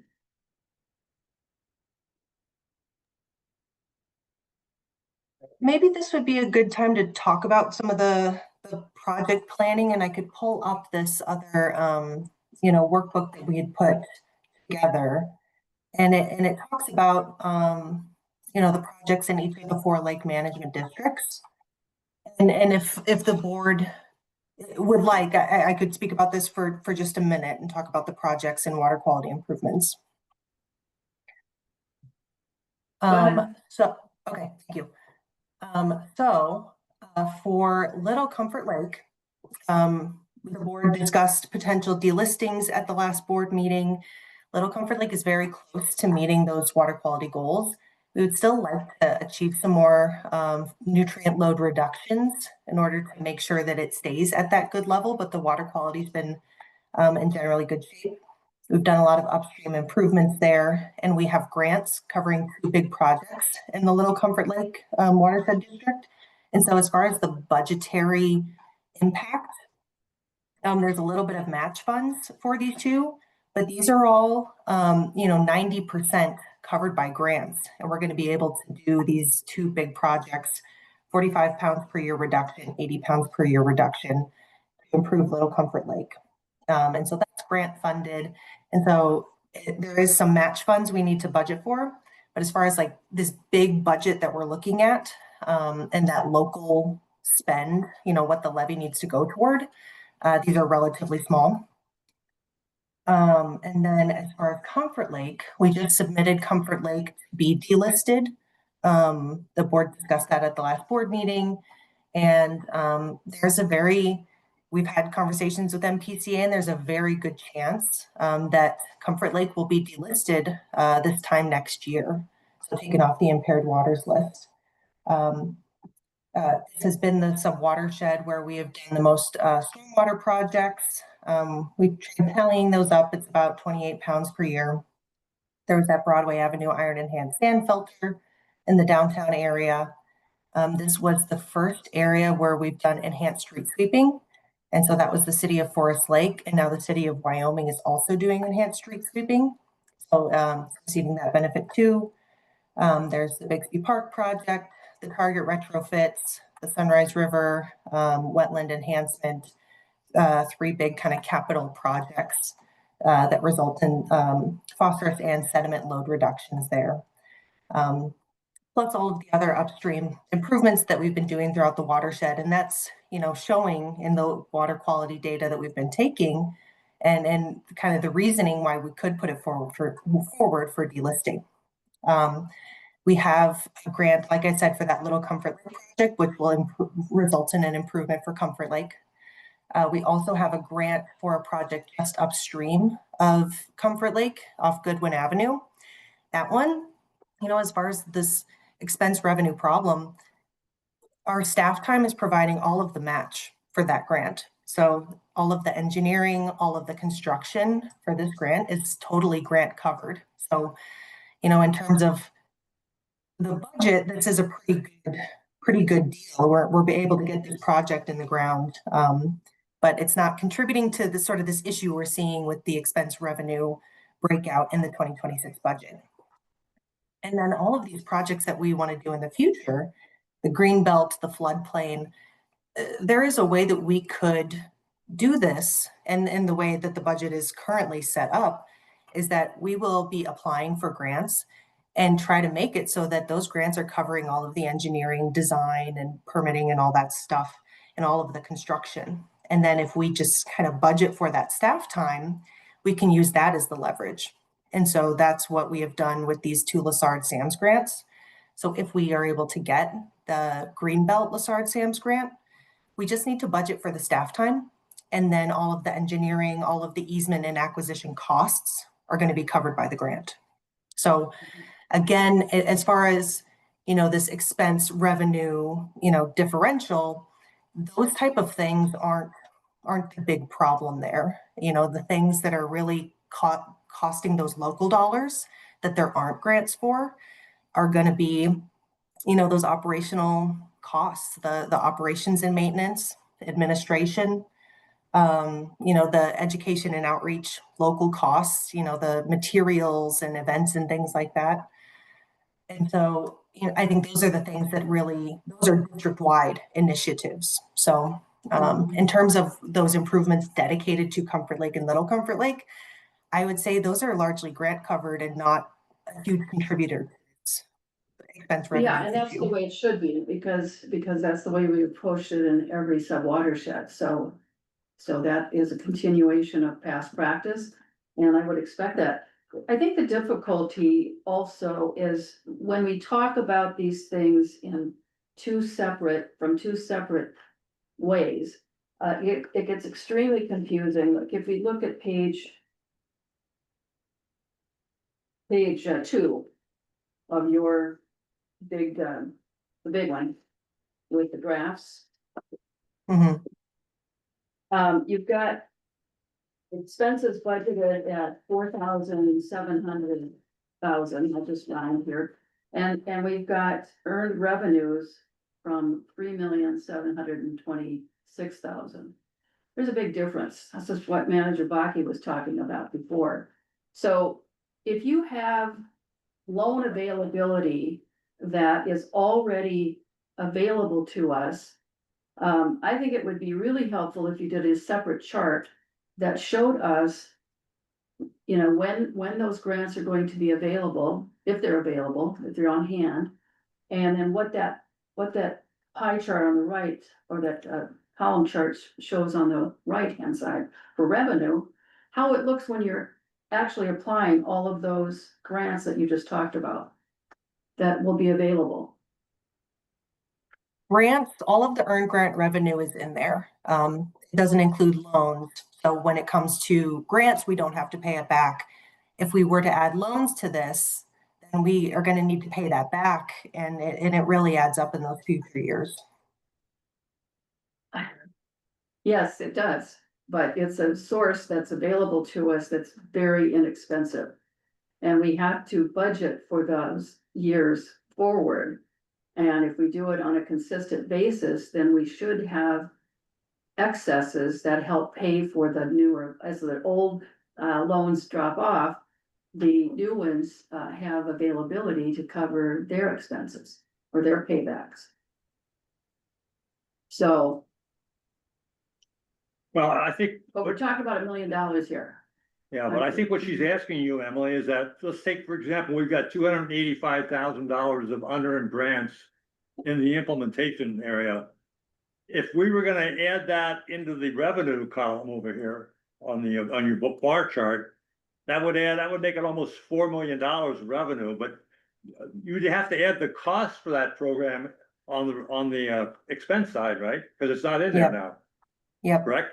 So you don't Yep. really gain anything. Actually, you lose 20% because you have a 20% match that we have to pay for. So actually, the expenses go up 20% higher than the revenue goes up. Not if we're using staff time, because we're already paying for that.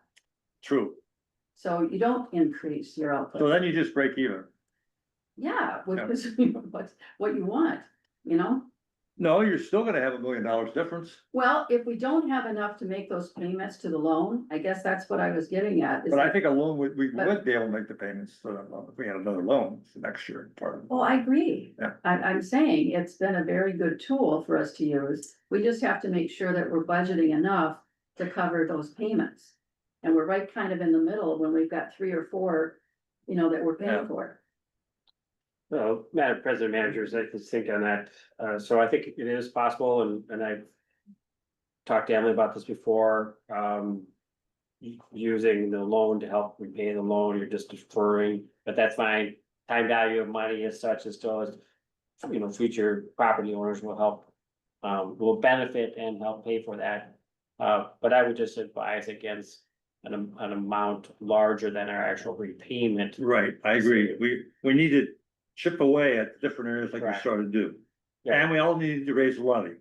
We need a little bit in each area and it's gonna, Right, so and if we- instead of 900, we get it down to 400 or something, whatever it is. Right. So, right, and so I think it's good that, You wanna have a positive. we're working through these pieces that we described, trying to understand again.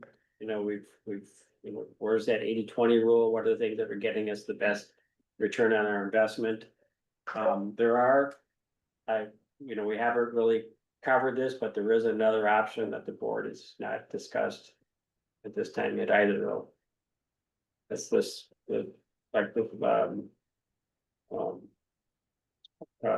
Shell Rock does a sales tax with the city of Alberta. Mm. So, so they get and so if we did an economic analysis of what the impact is of our local lakes. From me, just, we could look at how many watercraft are entering into our water bodies alone. Bringing, having an economic impact. So, it just said it would need to be passed by, to a local tax and then, That's, I think, doable, but what is Shell Rock collecting? Shell Rock is up north, right? nope, it's probably south. Oh, that, okay. Yep, Do you want me to hold? sure. Emily, I'm gonna steal screen share really quickly. okay.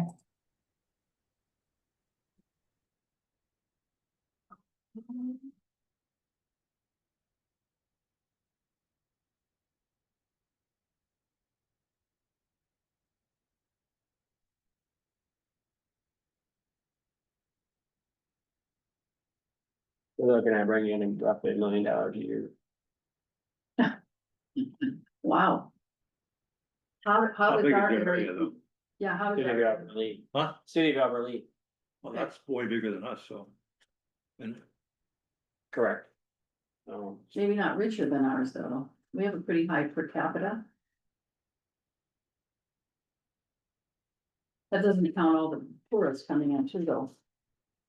Always, that's the thing that they capture, right, is everybody stopping for gas and. That's factored into what you just told us? No, that was the argument, I know talking to the population is actually 18,000. It's less than the Mhm. district, Mm-hmm. Yeah, but not Okay. by much. correct, it'd be comparable. Mm-hmm. Mike, if I may ask, so the city residents of Albert Lee voted in favor of this? Correct. That's yes, it would need to be put to a resolution or,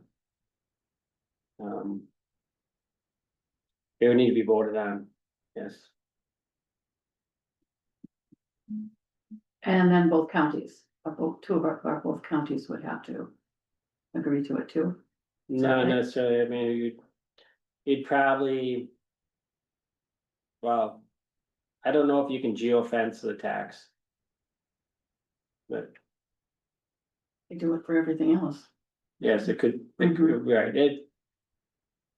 And I could go start asking some questions if the board wants to pursue that, it's just that it would. Well, it's good to know our options Mm, and what the revenue stream would be, our estimate. That would be certainly good news to mm. have.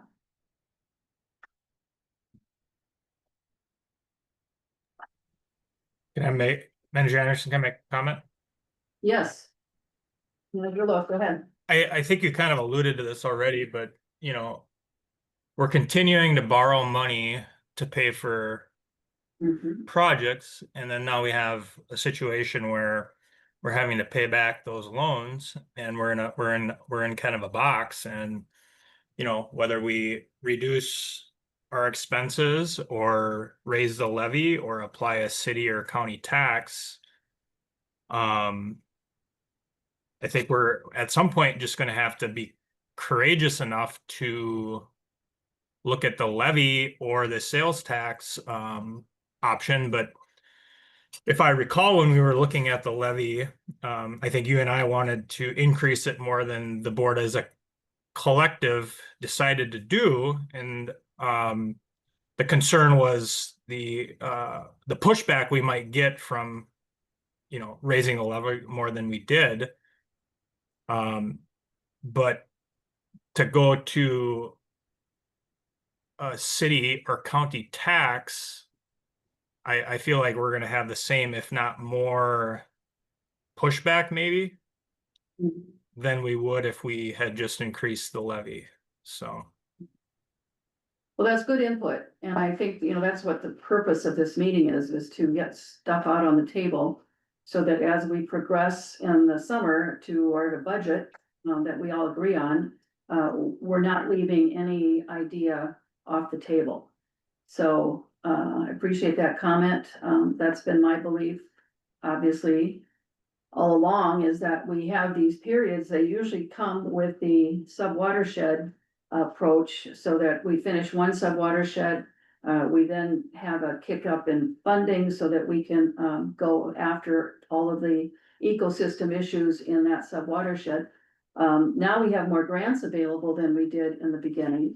And if we are covering all of those expenses, as Emily just explained, with grants, they may not be listed yet. But that does leave us then with basically our whole operating expense unfunded. Because there's no other way to get that $1 million chasm there. You just don't have enough to cover that ongoing expense. So we are gonna have to accept that reality and either cover it with these broad loans that the MPCA offers. So that it basically covers everything that you do in pursuit of clean water. So you can use it in a broader capacity than you can with these very, very narrow project loan or grants. But at 1.5% interest, it's the best place to get the money. Unless you get it free through a grant, that's about the lowest that you're gonna find. So that's something that, you know, the board obviously has wanted to take part of all these years, so. I didn't get a full answer on what the MPCA has on the table for 2026. Or if they're planning to, their money amount changes from year to year. So Emily, did you answer that question and I just didn't hear the answer, or do we know what 2026 is going to? What kind of money is gonna be available through the MPCA at that time? They have funding available. I think they said something like 3 million. The district's general obligation note that it has is 5 million, and we've taken out 4.5 million thus far. So if we wanted to exceed another 500,000 installment, we would need to get another general obligation note. I would also just again recommend really looking at, you know, these future projections, and I can prepare that for the next meeting. So we get 500,000 in loan in 2026, then we're looking at the same problem in 2027. Or we just keep taking on debt until it balances out, and it really does pile up. Unless we Right. offset it with, yeah, unless we offset it with an increase of the levy. I mean, this is a mini situation that the US continues to put themselves into as well. So, Mhm. the work that we do is important, but at some point we have to figure out pay how for it. to pay for it. Yeah, you can't continue to borrow and borrow and borrow. I mean, we as a board, we're making decisions now about the work now, but a future board is going to have to look at, down the road, these repayment obligations and, Mhm. Yeah, consider that burden that some of us might have to deal with if we're still on the board, but right.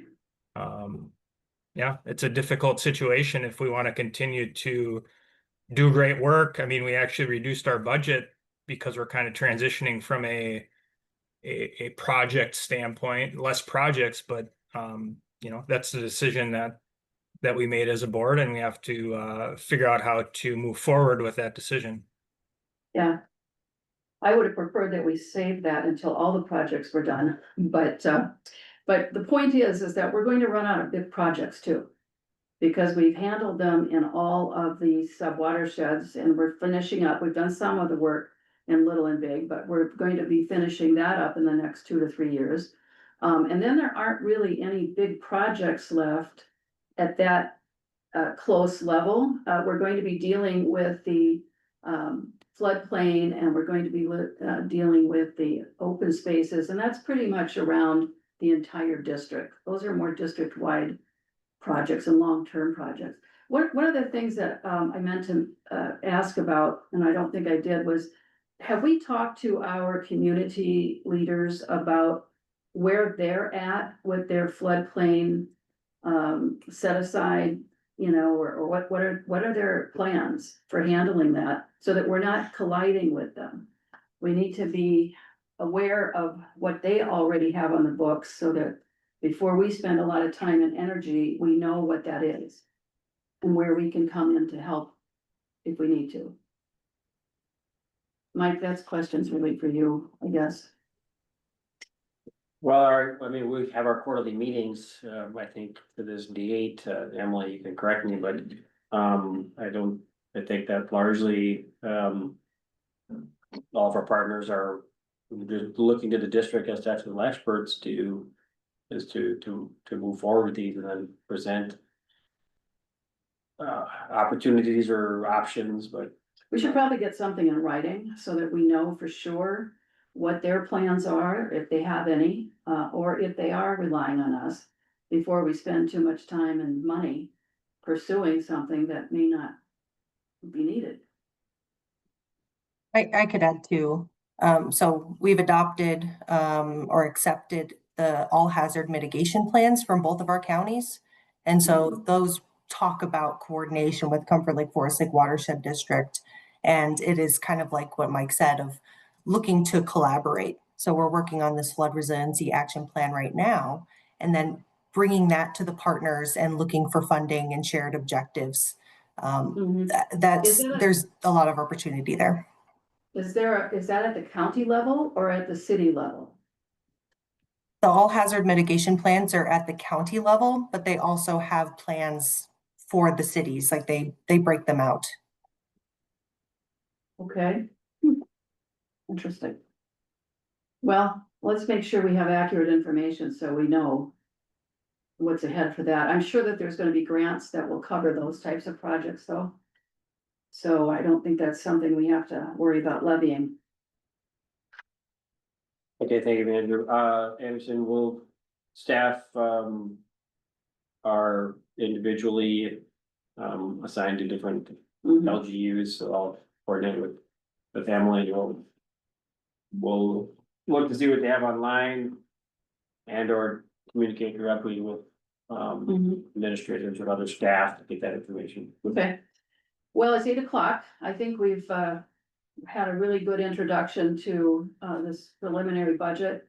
And it's now time to go back with all of these concepts and ideas that were talked about today and think more about how you would want to handle the issues that we've discussed, the problems between revenue and expense. And if you've got any questions, reach out to Mike or Emily to get those questions answered before the next meeting. And do we have a calendar for the next, we don't, do we? For the next meetings? No, we could talk about that now if we want to try to Yeah. schedule let's- something for even let's yet try. still in June. Yeah, let's try to do the June calendar if we can, with everybody right now. Yeah, would the last week of June, that's a regular board meeting week on June 26th. But do people have any availability earlier in that week? Rather than having it at the week of a meeting, can we move it up to the week prior? When's our next meeting? Is it the 12th? Okay, so somewhere in that next week. Week of the Yeah, 15th. June, yeah, the week, so there's Monday, June 16th, Tuesday, the 17th, Wednesday, the 18th. Thursday, June 19th is a holiday. That's Juneteenth. So yeah, the office would be closed that day. So probably unless we wanted to meet on a Friday, we'd be looking at Monday, Tuesday, Wednesday that week.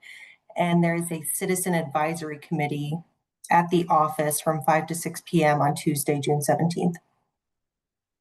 Lake Association, Forest Lake Association also meets on the 17th.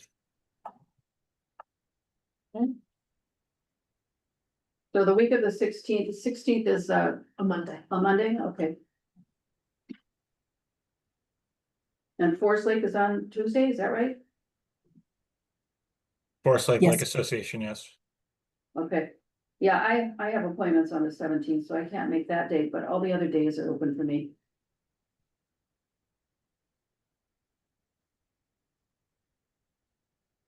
Anyone else? Manager Baki, what do you have available? Manager Tejas? I'm very flexible that week, so. Good. Steve, what about you? I think I am too, but I have to check. Okay. Calendar with them. Okay. Does this You're talking- time work for everybody, 6 to 8?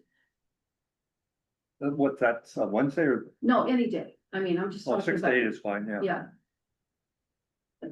That seemed to be the good one for the last time we tried to coordinate. Wednesday is out. Wednesday is out for me. Okay. How about the 19th? 19th is a holiday. Oh, that's right, she just told us that. I crossed that one out. Well, Monday, the 16th, we could meet Monday, the 16th, if that works. I can do 16th to 6 o'clock. Okay. Good. Manager Baki, you said you were open, so that's gonna work. Okay, good. Steve's gonna check. Works for me. Manager Clove, Not desirable, but I can make it work. okay,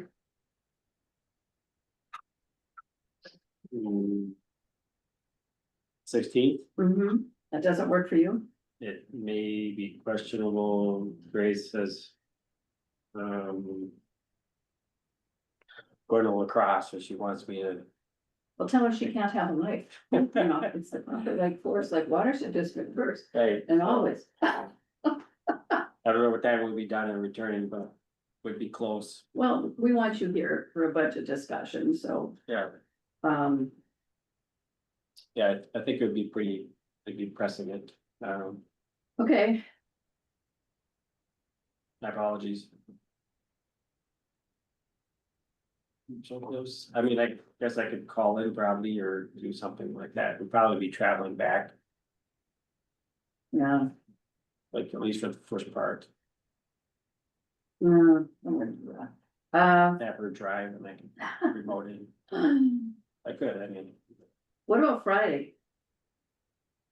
Not at the night, but we can meet during the day, maybe that, Chris, can you ever get Oh, you can't, can you, Dave? You No. can't make, yeah, We could try that, I mean, I can. Run my computer with my phone and literally she could drive and. I mean, we should be wrapping up around 4:30, Oh. 2+ hour drive back, mhm, so, I mean, it'll just, so it's doable. I just Okay. said, I don't know if I would be physically present here in the office. well, I think we should start then, and at least if you can chime in, we can make some headway. I agree, that'd be good. We may even have it done by. So what are we trying to do? Look at how we're gonna, recommendations on how to balance this thing? Is that what we're gonna get ready for next time? Yes, we're going to make the next step toward a balanced budget. Okay. With all the input we got today, and So will you We have don't- any update on some of those numbers then, if you're gonna, We can have some recommendations, some of those, I discussed briefly. What the meeting I had with staff. And we could put some of that in. In a summary document of some sort, well, we'll have a place for it, so, right? and then, and you'll just work on the numbers, it gets better through the summer. Cause you'll probably do some work on it, right? Correct, Yeah. yeah, I mean, some more than others, but like the permitting one, for example, but other stuff. On the monitoring, we can give a recommendation, and if that's what we go with, cutting back that stream piece. And we just remove it from the budget, and that's, we'll talk to our engineers first and see if we're gonna be leaving anything behind that we shouldn't. Before. yeah, it before was we a do that. recommendation from Dr. Wilkinson, actually. Okay. So that conversation has already occurred, it's just that it hasn't been presented in a formal manner to the board. Okay, so they're comfortable with the fact that we don't do it as frequently? Okay. Yeah. Good. Right, because again, we're not making management decisions based off of that data any longer, Right. we have a good handle, we have a good, Mhm. And when we Okay. need it, we can use their equipment, we don't have to worry about buying our own and maintaining our own and all that. Good, okay, that sounds really good. Okay, so, we've got a calendar date for the next meeting, right? Did we agree? All right, very good. See you later, alligators. The closing, What? roll call, no? No, this is a workshop. Okay. It's much less formal, excuse me. any, let's see. Just wonder if there's any summary board direction, other than just preparing for the next meeting. Yeah. Okay. Yeah, Then it's- Any materials you would like to see other than what's already posted on the website and distributed? as far as what, the budget? Yes. You know, I would not, I don't know if you have to budget, but if you have to post preliminary budgets and things that are in progress, from a workshop concept, I would check that with Chuck. Everything is so preliminary right now. Interactive, I didn't think so, and we wouldn't want to do that because it would confuse the public. So we can say that we met for our first budget workshop. And we'll be working on it throughout the summer. And we'll have our public information meetings in early September. Well, and there are just smaller things that will come into the next discussion, but even on the minute. Now that we have everything recorded and posted. The line by line spending, both the staff time and Chuck's time reviewing minutes. That could be an administrative piece, we could just go legally required is only to have a summary of the vote, what the Mhm. action is and the vote. We could probably get most of our minutes to one page. So what you wanna do? It's the board's option, I'm just giving, Mhm. as we look at trying to continue to enhance. Mhm. And if we want to be transparent, and we're doing so by recording it and posting it, we don't see that outside of. Certainly our peer organizations are not doing that Mhm. for the most part, Mhm. but the That's city, true. county is. So Yeah, we could just agree, because we spent a fair amount of time both in the crafting of the minutes and then viewing. So, as long as the physical record, sometimes it's better because the minutes are not you know, word for word, and so things get missed from time to time that end up being important, but yeah, I don't have a problem with that. I just listened to the cities the other day and, their meeting. Say, Emily, I have a question for you. You still Okay. on? Okay. Yep. Your reconciliation of 2026 on page 3 and page 7 are different. And so, you know, one shows a deficit of 725,000, the other shows 990. Can you change that, page 3 to be consistent with the other one, or will you take a look at them, or else I haven't had a chance to figure out why it's different. Look at the next page, page 4. Yeah, This there's summary of total, yeah, the gray box. Oh, okay, And- okay. is the one. Yeah, it gets confusing when you break it out by each fund, but the total is the one that ties out to the big Yep, I summaries. got it. Okay, thank you. Mhm. All right, thanks, everybody. Nice job again, Emily. Yeah. Okay. Yeah, thanks everyone. Have a good night. Good night. Good night. All right.